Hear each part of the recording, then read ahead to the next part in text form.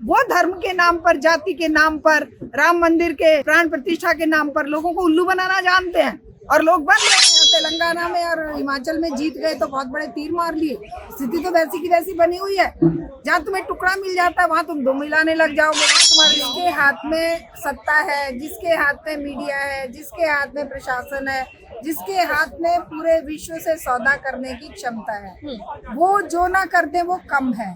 कमजोरी ये विपक्ष की है कि विपक्ष जो है जब जब वो जीतता है या जब जब उसे टुकड़ा मिल जाता है तो वो उसमें मस्त हो जाता है। जो ये गर्भगृह में कैसे फोटो खींचेगी, राम के पीछे खड़े होंगे, ये हमेशा मूर्ति के आगे खड़ा हुआ जाता है, ये पीछे खड़े होके प्राण प्रतिष्ठा करेंगे। क्या क्या तमाशे हैं, ये जनता को बेवकूफ बनाने के जो तरीके हैं। हम उन लोगों ने जिन्होंने आंदोलन करके राम मंदिर का मुद्दा जन जन तक पहुंचाया, मुरली मनोहर जोशी और आडवाणी, दोनों को कमरों में बंद कर दिया, घरों में कैद कर दिया कि तुम वहां मत जाना, तुम आए तो तुम्हारी खैर नहीं, तुम अपने घरों में कैद। आडवाणी जी को दिया और अगला भेज दिया कि आ मत जाइए। एक राम की उंगली पकड़ के शर्मनाक नजारा देखिए, इतने बड़े मोदी और इतना सा श्री राम की उंगली पकड़ के पोस्टर जारी किया है कि वो लेके मंदिर में उसको बिठाने जा रहे, मतलब राम इनका बच्चा। क्या आप अपने लिए लड़ेंगे, जनता की आवाज नहीं बनेंगे? जनता की आवाज नहीं बनेंगे तो आप इसी तरह ठोकरे खाएंगे। आप कभी ईवीएम का रोना रोएंगे, कभी आप संसद सदस्यों को बाहर निकाल दिया, उनकी सदस्यता भंग कर दी, उसका रोना रोएंगे। सटीक खबरों का सीधा असर, आप देख रहे हैं एनसीआर समाचार। नमस्कार, मैं आपके साथ हितेशा मंगवाना और आप देख रहे हैं एनसीआर समाचार। लगातार विपक्ष ईवीएम पर अपना ठीकरा फोड़ता है जब वो हार जाता है, तो कहा यह जाता है विपक्ष की तरफ कि कहीं ना कहीं सत्ता पक्ष यानी कि भाजपा मोदी की सरकार ने ईवीएम को पूरी तरीके से हैक कर दिया। वोट किसी और को डालते हैं और जाता भाजपा को है। तो इसी मुद्दे पे बातचीत करने के लिए हमारे साथ शारदा दीक्षित आंदोलन जीवी है। लगातार ये देखा होगा अपने महिलाओं के मुद्दों को उठाती रही है, तो सीधा इनसे बातचीत करेंगे ईवीएम के बारे में, ये क्या सोचती हैं और इन्होंने अगर वोट डाला है तो इनको भी क्या लगता है। तो पहले तो बहुत बहुत स्वागत है आपका एनसीआर समाचार में। जो भाजपा कह रही है, जो विपक्ष कह रहा है कि हम वोट किसी और को डालते हैं पर वो पड़ता भाजपा को जाकर है, कितना सहमत? देखिए, जिसके हाथ में सत्ता है, जिसके हाथ में मीडिया है, जिसके हाथ में प्रशासन है, जिसके हाथ में पूरे विश्व से सौदा करने की क्षमता है, वो जो ना करते वो कम है। कमजोरी ये विपक्ष की है कि विपक्ष जो है जब जब वो जीतता है या जब जब उसे टुकड़ा मिल जाता है तो वो उसमें मस्त हो जाता है। अगर ये सचमुच में लड़ना चाहते हैं, लड़ने की जो एक ताकत होती है, जो एक कैपेसिटी होती है, जो एक संघर्ष का मादा होता है, वो अगर खत्म हो रहा है विपक्ष में, तो वो ईवीएम को लेकर भी नहीं लड़ पाएंगे, वो बेरोजगारी के मसले को लेकर भी नहीं लड़ पाएंगे, वो महिलाओं की जो हालात हैं, महिलाओं के ऊपर जो अटैक हो रहे हैं उसको लेकर भी नहीं लड़ पाएंगे। एक जो मॉरलिटी होती है ना, लड़ने की ताकत, आप लड़िए ना, आप छोड़िए। क्या तेलंगाना में और हिमाचल में जीत गए तो बहुत बड़े तीर मार लिए?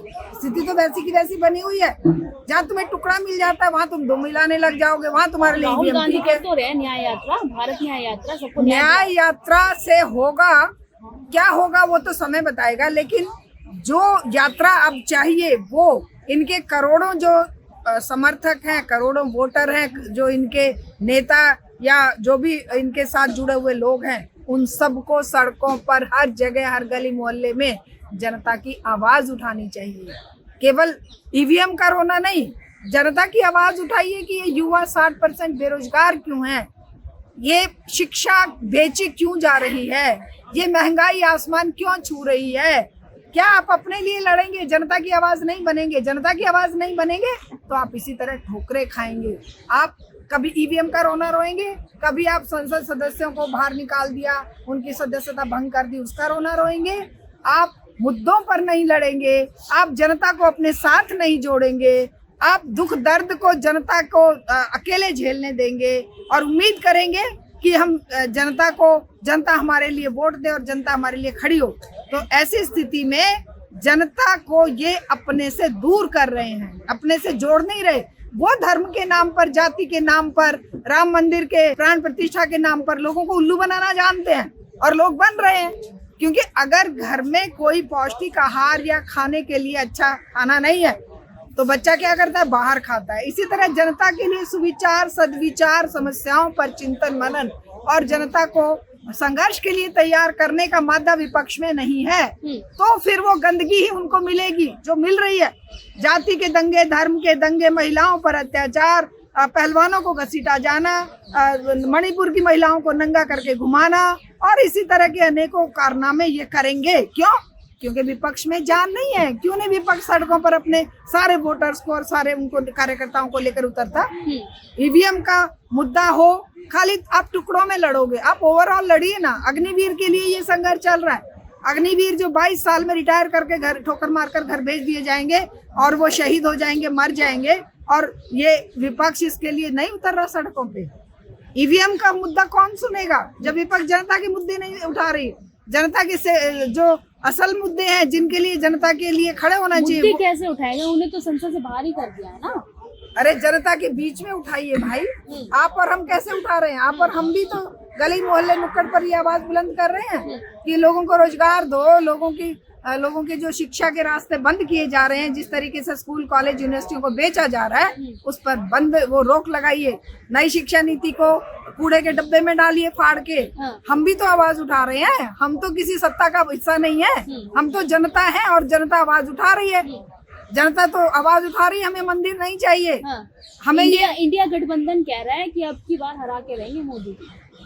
देखिए, इंडिया गठबंधन मुंह से कुछ भी बोले, जब तक वो जनता को अपने साथ लेकर संघर्ष में नहीं उतरेंगे, जब तक जनता की आवाज विपक्ष नहीं बनेगा, इंडिया गठबंधन अगर आपस में ही लड़ते रहेंगे तो ये इनको जेल जाना निश्चित है। कौन लड़ रहा है आपस में? सारे ही लड़ रहे हैं, सारे ही लड़ रहे हैं। कौन नहीं लड़ रहा बताइए? सबको प्रधानमंत्री पद चाहिए। ममता बनर्जी ने तो कह दिया कि मल्लिकार्जुन खड़गे को बना दीजिए। एक नाम हम किसी का ले नहीं सकते क्योंकि इतने सारे नाम प्रधानमंत्री के हैं। एक तानाशाह जो है वो अपनी पार्टी में सबसे ऊपर अपने आप को खड़ा करने की कैपेसिटी रखता है, लेकिन ये लोग अपनी अपनी ढपली, अपना अपना राग, जनता के मुद्दों से अलग केवल सत्ता की होड़ में एक दूसरे के पैरों से जमीन खोखली बना रहे हैं। तो सत्ता की होड़ में अगर रहोगे, जनता से कट के रहोगे, जनता के मुद्दों को लेकर लड़ाई नहीं लड़ोगे, संघर्ष में नहीं उतरोगे, आंदोलन खड़े नहीं करोगे, तो ये चुनाव किसी को कुछ नहीं दे सकता। अगर मान लो मोदी हार भी गया तो कौन सा जनता के मुद्दों, जनता की समस्याओं का समाधान हो जाएगा? क्या अग्निवीर पॉलिसी वापस ले ली जाएगी? क्या ये नई शिक्षा नीति वापस हो जाएगी? क्या इन सारे लड़कों को रोजगार मिल जाएगा जो बेरोजगार घूम रहे हैं? इसके लिए जन आंदोलन चाहिए। दीक्षित जी, समस्या है कहाँ? सारी समस्या तो मोदी जी ने समाधान कर दिया हर एक समस्या का। हाँ, मोदी जी के लिए कोई समस्या नहीं है। मोदी जी तो अपना चोगा पहन के वो माला लेके अब गुफा में जाके बैठ जाएंगे, राम मंदिर के गर्भगृह में जाके राम का वो करेंगे। वो एक राम की उंगली पकड़ के, शर्मनाक नजारा देखिए, इतने बड़े मोदी और इतना सा श्री राम की उंगली पकड़ के पोस्टर जारी किया है कि वो लेके मंदिर में उसको बिठाने जा रहे हैं। मतलब राम इनका बच्चा है। यानी मोदी जी की गलती थोड़ी है, वो तो किसी राम इनका बच्चा है। राम मतलब राम ने इनको नहीं बनाया, इस ब्रह्मांड को मतलब राम ने नहीं बनाया, मोदी ने बनाया। राम जो है वो इनके पैरों में है, वो यहाँ पर आते हैं और वो इतने बड़े हैं। और यही काम अब हम उन लोगों ने जिन्होंने आंदोलन करके राम मंदिर का मुद्दा जन जन तक पहुंचाया, मुरली मनोहर जोशी और आडवाणी, दोनों को कमरों में बंद कर दिया, घरों में कैद कर दिया कि तुम वहां मत जाना, तुम आए तो तुम्हारी खैर नहीं, तुम अपने घरों में कैद। आडवाणी जी को दिया और अगला भेज दिया कि आ मत जाइयो। ऐसा तो पहली बार देख रहे हैं कि कोई शादी का न्योता दे और कहे भाई मेरी शादी में तू आ मत जाइयो।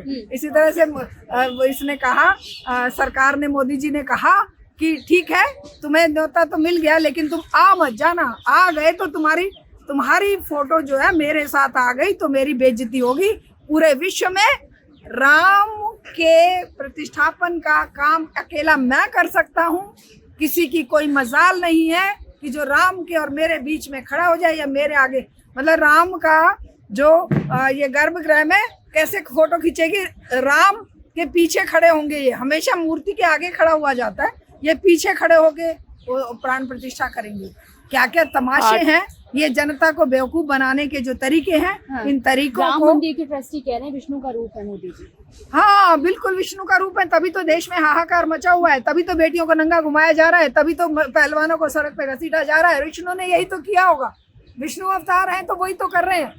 क्या धर्म की परंपरा ये है, ये धर्म के नाम का ध भी नहीं जानते, ये केवल ओछी राजनीति जानते हैं। धर्म, जाति, संप्रदाय और महिलाओं को कुचलकर सत्ता पर अपनी सीढ़ी बनाना जानते हैं। इनको धर्म से कोई लेना देना नहीं है। धर्म के नाम पर कलंक है ये, कलंक है ये, क्योंकि धर्म कभी भी किसी को भी, धर्म का उद्भव, धर्म का विकास ही मानवता को जिंदा रखने के लिए हुआ था। बर्बर जातियों को इंसान बनाने का काम धर्म ने किया था, चाहे वो कोई भी धर्म था। अंतिम सवाल, 24 में क्या होने वाला है? 24 में यही होगा, अगर जनता जागरूक होकर और ये जो विपक्ष है ये एकजुट होकर जनता के बीच में जाकर आंदोलन के लिए जनता को तैयार नहीं करेगा। जिस तरीके से अन्ना आंदोलन और ये आपके दूसरे आंदोलनों को विपक्ष में रहते हुए आज जो सत्ता में बैठे हैं उन्होंने खड़ा किया था, आज विपक्ष को आंदोलन की राजनीति के अलावा कोई और तोड़ है नहीं, और उन आंदोलनों के जरिए ही समाधान समस्याओं का हो सकता है। जैसे किसान आंदोलन ने समाधान किया, जैसे पहलवानों ने जूते की नोक पर भंग करवा दी, फेडरेशन चुनी, दबदबा जूते की नोक। हाँ वो चलिए, दबदबा ऐसे ही। ठीक है, बहुत बहुत शुक्रिया बातचीत करने के लिए। हमारे साथ शारदा दीक्षित थी, आंदोलनकारी हैं। तो इन्होंने कहा कि विपक्ष को जनता के बीच जाना पड़ेगा, बहुत जरूरी हो जाता है, क्योंकि विपक्ष कहीं ना कहीं कमजोर पकड़ता हुआ नजर आ रहा है, कमजोर पड़ता हुआ नजर आ रहा है। तो जब तक विपक्ष जनता के बीच नहीं जुड़ेगा तो प्रधानमंत्री को हराना, यानी भाजपा सरकार को हराना मुमकिन ही नहीं, नामुमकिन है। तो देखना यही होगा कि विपक्ष कब जनता के बीच जाएगा, कब उनके मुद्दे उठाएगा और कब जनता उन्हें पसंद करेगी, ये सवाल बना रहेगा। मैं आपके साथ रितेश मंगवाना और आप देख रहे थे एनसीआर।